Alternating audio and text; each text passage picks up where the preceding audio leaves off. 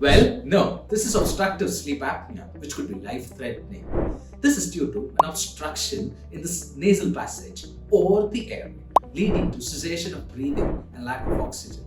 This is the reason why these days we find early hypertensions and heart attacks. Is your partner snoring too? Are you disturbed sleeping next to him? If yes, do consult an ENT specialist at the earliest.